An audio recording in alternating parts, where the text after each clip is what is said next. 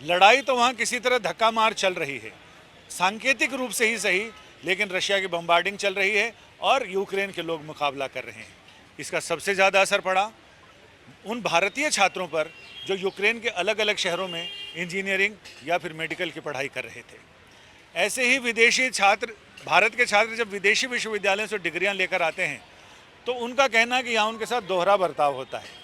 यहाँ जिन लोगों ने MBBS की पढ़ाई की है उन्हें तुरंत प्रैक्टिस का अधिकार मिल जाता है, लेकिन जिन्होंने विदेश से पढ़ाई की है उन लोगों को यहाँ पर एक तो 1 साल अलग से इंटर्नशिप करनी पड़ती है, एक एग्ज़ाम में बैठना पड़ता है। उस एग्ज़ाम में हिंदुस्तानी छात्र और वो हिंदुस्तानी छात्र जो विदेशी विश्वविद्यालयों से अपनी पढ़ाई पूरी करके आए हैं, उनको एग्ज़ाम के पैटर्न को लेकर भी इन्हें बहुत सारी शिकायतें हैं।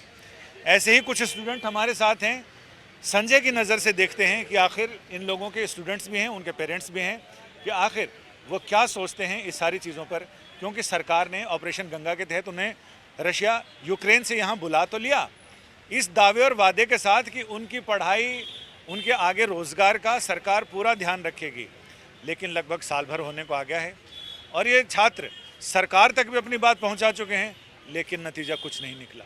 कई विश्वविद्यालयों ने, जिनमें ऐसे लोग भी हैं उनके प्रबंधन में जो संसद में बैठते हैं, उन्होंने उस समय बड़े बड़े दावे किए, टीवी कैमरों पर बड़े बड़े दावे किए कि हमारे इतने विश्वविद्यालय, इतने मेडिकल कॉलेज हैं, हम सब जगह इनको एकोमोडेट करेंगे, हर जगह 20-20, 25-25 स्टूडेंट भी अगर एकोमोडेट होंगे तो उनको उनकी MBBS की पढ़ाई पूरी हो जाएगी और फिर आगे वो एग्ज़ाम देंगे और इसके साथ ही वो प्रैक्टिस करेंगे। लेकिन क्या है अभी तक इन दावों की सच्चाई, आइए इन्हीं से जानते हैं। नज़र संजय की ज़रूर है, लेकिन आवाज़ इन सारे लोगों की है। आप कहाँ से MBBS कर रही थी, नाम क्या है? सर मैं विनीसा नेशनल मेडिकल यूनिवर्सिटी से MBBS कर रही थी। मैं 4th ईयर मेरा कंप्लीट हो गया वहाँ से। इस टाइम मैं 5th ईयर में जाने वाली थी, बट मुझे नहीं पता कि मेरा 5th ईयर आएगा भी कि नहीं आएगा बिकॉज ऑफ दिस वॉर। अभी हम लोगों को इंडिया आए हुए 5 महीने हो गए हैं कंप्लीट, लेकिन गवर्नमेंट की तरफ से कोई भी डिसीजन नहीं आया है।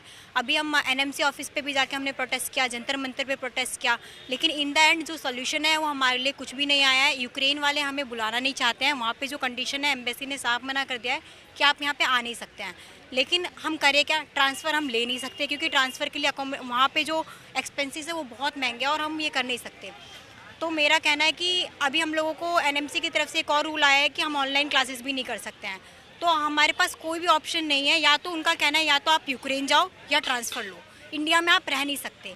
तो सर अगर हम ऑनलाइन क्लासेस करें तो अगर वो वैलिड नहीं करते तो मेरी सिंगल ये डिमांड है गवर्नमेंट से कि 6 महीने तक कुछ भी ना हो, लेकिन तब तक के लिए वो हम लोग के ऑनलाइन क्लासेस को वैलिड करें, ताकि हम आगे जो सुप्रीम कोर्ट में हमने पिटीशन डाली है उसके हिसाब से जो कोर्ट बोलेगी हम उसको एक्सेप्ट करेंगे। दोनों तरफ की सरकारें कुछ नहीं करेंगे तो आपको गले में माला ही डालनी पड़ेगी, फिर तो बाबा जी बनना पड़ेगा। नहीं सर, माला आप स्पिरिचुअलिटी को स्टडी के साथ कनेक्ट नहीं कर सकते क्योंकि इस्कॉन में बहुत ही हाई क्लास के बच्चे और बहुत वेल एजुकेटेड लोग हैं। मेरा कहना फिर तो बाकी स्टूडेंट फिर इनको भी माला ही डालनी पड़ेगी। सर माला से स्टडी का कोई रिलेशन ही नहीं है, इवन बहुत ही वेल एजुकेटेड लोग। आप हमारी बात को स्पिरिचुअलिटी की ओर ले जा रही है, मैं व्यंग्य कर रहा हूँ सरकार पे, आप समझ नहीं पा रही हो।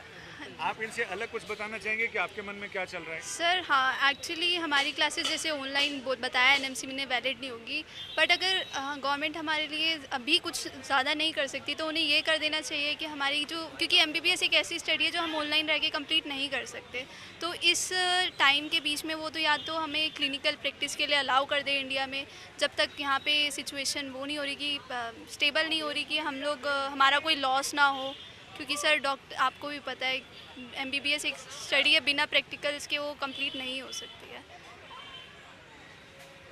जब आप लोगों को लाया गया था यहाँ, ऑपरेशन गंगा था ना वो? Yes sir. गंगा में कितना पानी बह गया, अब तक ऑपरेशन गंगा वहीं है और सरकार ने उस समय बोला था कि हम आपकी पढ़ाई का पूरा इंतजाम करेंगे, बच्चों चिंता नहीं करनी है। यस सर, जब हम आए थे तो बहुत नेता हमें लेने गए थे, हमारा स्वागत फूल मालाओं के साथ हुआ था, पर अभी तक हमसे वादे करे गए थे आप लोगों की पढ़ाई का कुछ होगा, पर 5 महीने होने आए हैं, हमारी पढ़ाई के लिए पढ़ाई का कुछ तो छोड़िए, एक ऑफिशियल नोटिस नहीं दिया है किसी भी अथॉरिटी ने। हम हेल्थ मिनिस्ट्री गए हैं, हम NMC गए हैं, हम PMO तक गए हैं, हमने सारी जगह अपना मेमोरेंडम दिया है, पर हमें वहाँ से एक जवाब तक नहीं आया है। हमारे ऑफिशियल कोई भी स्टेटमेंट कोई देने को तैयार नहीं है। हम करें तो करें क्या? आपका कौन सा साल की पढ़ाई चल रही है? सर 3 साल मेरे पूरे हो गए हैं। अगर ये 2 साल की और बाकी है? 3 साल की और बाकी है। अच्छा। अगर हम वापस भी जाते हैं तो वापस जाने के लिए कोई रिस्पॉन्सिबिलिटी तो ले। कीव एम्बेसी ने तो अपने हाथ खड़े कर दिए, उन्होंने तो बोला है यहाँ पे आना सेफ नहीं है, तो NMC हमें बोल रही है तुम वापस जाओ।